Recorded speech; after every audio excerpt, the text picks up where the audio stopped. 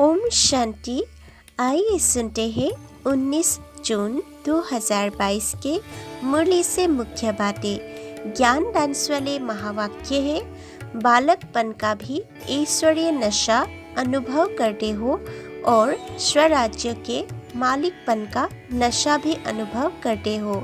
Double नशा है। नशे की निशानी है अविनाशी रूहानी खुशी।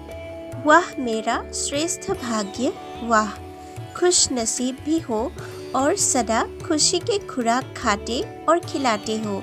साथ साथ सदा खुशी के झूले में झूलते रहते हो। सिवाय खुशी के और जीवन ही क्या है? जीवन ही खुशी है। खुशी नहीं तो ब्राह्मण जीवन नहीं। खुश रहना ही जीना है।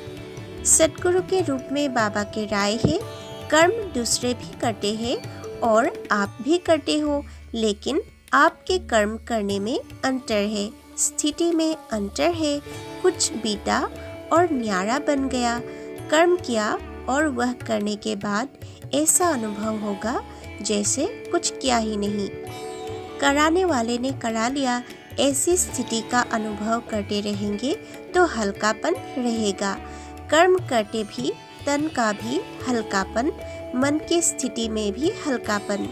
जितना ही कार्य बढ़ता जाएगा उतना ही हल्कापन भी बढ़ता जाएगा। कर्म अपनी तरफ आकर्षित नहीं करेगा, लेकिन मालिक होकर कर्म कराने वाला करा रहा है और निमित्त करने वाले निमित्त बनकर कर रहे हैं। कारोबार का प्रभाव आप लोगों के ऊपर नहीं पड़ता, लेकिन आपका प्रभाव कारोबार पर पड़ता है। जो कुछ भी करते हो, सुनते हो, तो आपके हल्केपन की स्थिति का प्रभाव कार्य पर पड़ता है। कार्य की हलचल का प्रभाव आप लोगों के ऊपर नहीं आता है। अचल स्थिति कार्य को भी अचल बना देती है। सब रीति से असंभव कार्य संभव और सहज हो रहे हैं और होते रहेंगे। दिल तख्त नशीन और विश्व तख्त नशीन बनने के लिए सुख दो और सुख लो, यह स्लोगन पक्का करना है। इस समय सर्व कर्मेंद्रियों के मालिक हो, अधीन आत्माएं नहीं हो, इसलिए बालक सो मालिक हो। दुख न दो, इसमें तो मेजॉरिटी का अटेंशन रहता है, लेकिन आधा स्लोगन ठीक है। देने के लिए सोचते हैं कि दुख नहीं देना है, लेकिन दुख लेते समय कहते हैं कि उसने दिया इसलिए हुआ, इसने यह कहा, इसने वह कहा, इसलिए यह हुआ। ऐसे जजमेंट नहीं देना है। न दुख दो न दुख लो, तभी पुण्य आत्मा बन जाएंगे, तपस्वी बन जाएंगे। तपस्वी अर्थात परिवर्तन। तो उनके दुख को भी आप सुख के रूप में स्वीकार करो।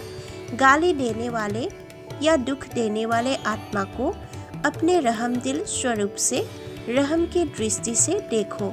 वह गाली देवे, आप फूल चढ़ाओ, तब कहेंगे पुण्य आत्मा।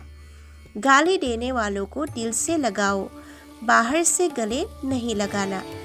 जहाँ दुख लिया, किचरा जमा हुआ, तो किचरे से पाप के अंश रूपी जर्म्स निकलेंगे। अभी पाप का अंश रह गया है, लेकिन अंश भी नहीं होना चाहिए। तपस्या वर्ष में यह संकल्प करो कि सारा दिन संकल्प द्वारा, बोल द्वारा, कर्म द्वारा पुण्य आत्मा बन पुण्य करेंगे। पुण्य की निशानी व प्रत्यक्ष फल है हर आत्मा की दुआएं। हर संकल्प में पुण्य जमा हो, बोल में दुआएं जमा हो, संबंध संपर्क में दिल से सहयोग की शुक्रिया निकले, इसको कहते हैं तपस्या। शिक्षक के रूप में बाबा की शिक्षाएं, सिद्धि स्वरूप आत्माओं के लक्षण। उनके हर संकल्प अपने प्रति व दूसरों के प्रति सिद्ध होने वाले होते हैं। उन्हें हर कर्म में सिद्धि प्राप्त होते हैं।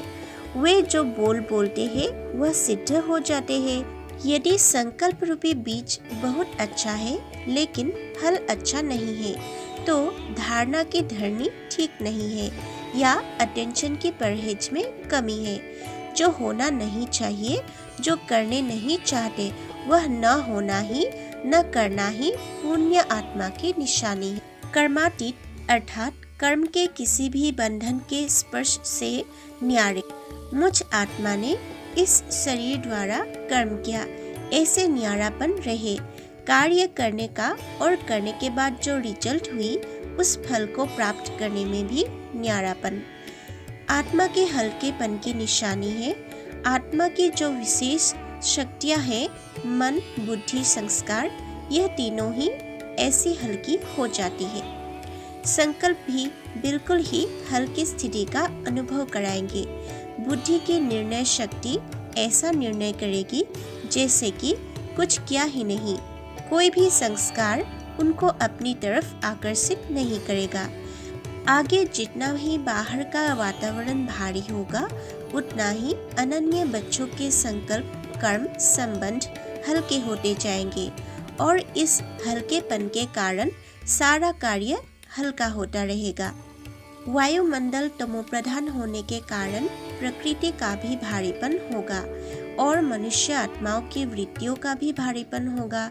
इस समय आप ब्राह्मण आत्माओं के हल्कापन स्थिति औरों को भी हल्का कर देगा। एक है दान करना, दूसरा है पुण्य करना। दान से भी पुण्य का ज्यादा महत्व है। पुण्य कर्म निस्वार्थ सेवा भाव का कर्म है। पुण्य कर्म दिखावा नहीं होता है, लेकिन दिल से होता है। दान दिखावा भी होता है, दिल से भी होता है। पुण्य कर्म अर्थात आवश्यकता के समय किसी आत्मा के सहयोगी बनना, अर्थात काम में आना। पुण्य आत्माओं की निशानी उनको अनेक आत्माओं के दिल की दुआएं प्राप्त होती है। वे परमात्मा दुआ और आत्माओं की दुआओं से भरपूर होते हैं। पुण्य आत्मा की वृत्ति, दृष्टि औरों को भी दुआएं अनुभव कराती है। उनके चेहरे पर सदा प्रसन्नता, संतुष्टता की झलक दिखाई देती है। वे सदा प्राप्त हुए फल के कारण अभिमान और अपमान से परे रहती है, क्योंकि वह भरपूर बादशाह है। वरदान: अच्छे संकल्प रूपी बीज द्वारा अच्छा फल प्राप्त करने वाले सिद्धि स्वरूप आत्मा भव। स्लोगन: दुख की लहर से मुक्त होना है तो कर्म योगी बनकर हर कर्म करो। ओम शांति। नए व्यूअर्स के प्रति अनुरोध है, कृपया हमारे चैनल को सब्सक्राइब करके इस सेवा के वृद्धि में सहायता करें।